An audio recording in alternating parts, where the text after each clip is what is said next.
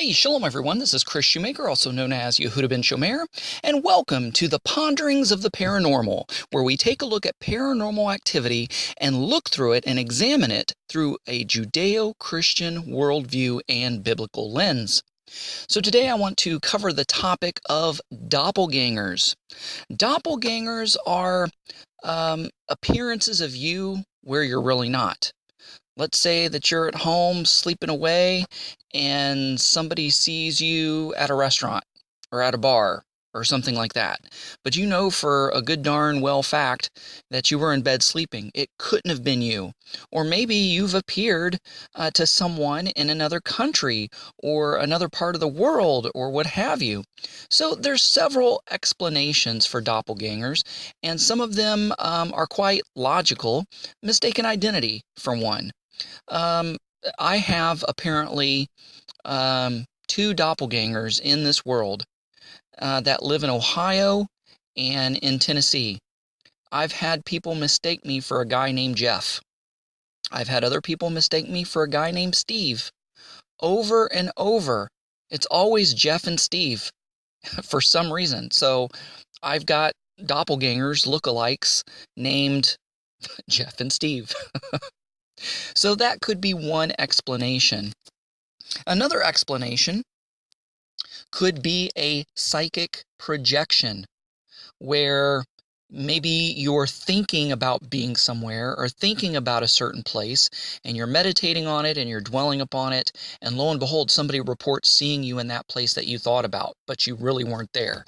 So that is another explanation that people propose in regards to the explanation of a doppelganger or what a doppelganger is.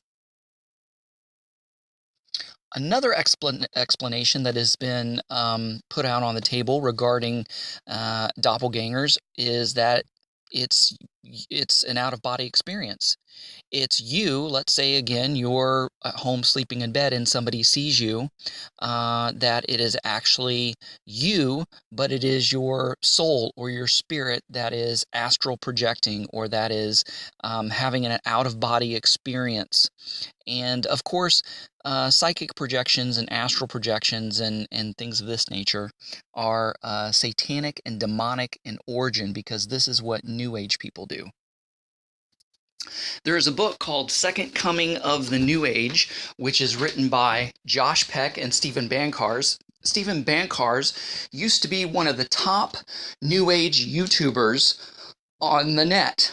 And he gave his heart and life to Messiah Yeshua, to Jesus Christ. And he totally gave up his new age ways, and now he spends his life and his time exposing the falsehoods and lies and the spiritual danger in regards to New Age. So they cover this topic and give the biblical origins on how it is satanic and evil, astral projection, the dangers that it poses, and that as believers we shouldn't be doing it. But then again, it is simply another explanation for doppelgangers. Now, there is even another explanation, and actually it's a biblical explanation for doppelgangers, and it comes from the New Testament, the book of Acts, where James was put in prison and was beheaded by the emperor. The next person caught was Peter, and he was in jail. He was probably going to be executed the very next day, and there was a group of believers that were praying for Peter's release. They were praying for him.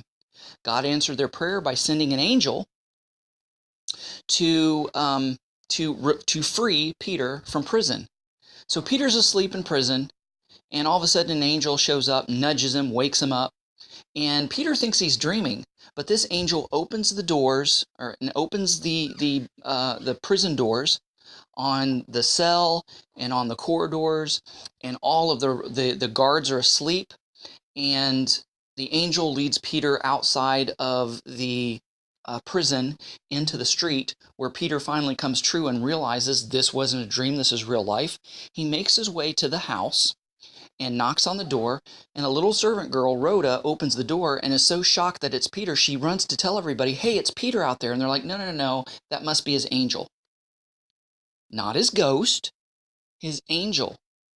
According to Jewish tradition, we are assigned a guardian angel when we are born. That angel spends so much time with us, it picks up our mannerisms and begins to look like us.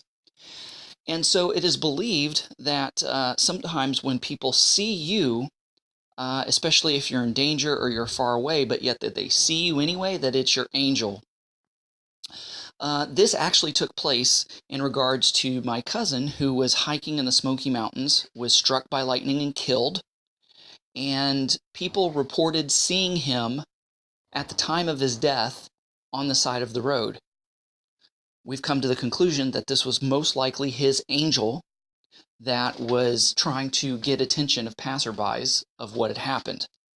So it is also believed that a daemon or a demon, an unclean spirit, is also assigned to you, kind of like the whole Warner Brothers cartoon, angel on your one shoulder and devil on the other. And it's not, it attaches itself to you when you were born to tempt you, to try to lie to you, to try to deceive you, to try to lead you astray. And the same thing, it's believed that it spends so much time with you that it picks up your mannerisms and begins to look like you. So this is kind of like an explanation for the doppelganger of the good twin and the evil twin. Sometimes you hear that in doppelganger stories. And so also, this is an explanation for psychic readings and ghost hunting when somebody supposedly runs across the spirit of somebody that's living. We know that this isn't true, that either they are in hell or they are in heaven after they die. They don't hang around here on the earth and haunt people and whatever. So these angelic and or demonic entities spend so much time with individuals, they take on their appearance. So of course the main thing of a demon is to deceive, to lead astray. So of course they've spent their whole life with this individual, picked up their mannerisms, their way of speaking, their appearance. So therefore after the death of someone they can appear as they are this person and know intimate secrets and intimate things only that person would have known. But this also could be an explanation for doppelgangers, and I think that this is, out of all the explanations that I have proposed, I believe that this one is the best explanation for doppelgangers, is that it is either your guardian angel or it is your demon that's kind of been assigned to you and that harasses you throughout your life in regards to the good twin, evil twin. And this is probably one of the best explanations of what a doppelganger is. I even recently heard a story, this woman come to me, and because I'm a minister, she asked me, she's like, something really weird happened to me the other night, and I don't know what to make of it. She said, I was laying in bed, and I woke up from a dream. I was awake, and as I woke up, I looked over and saw myself walking out the door, and I turned back over my shoulder and looked at myself in bed and smiled. She goes, was this an out-of-body experience? I said, no, couldn't have been an out-of-body experience because you were awake. You saw yourself.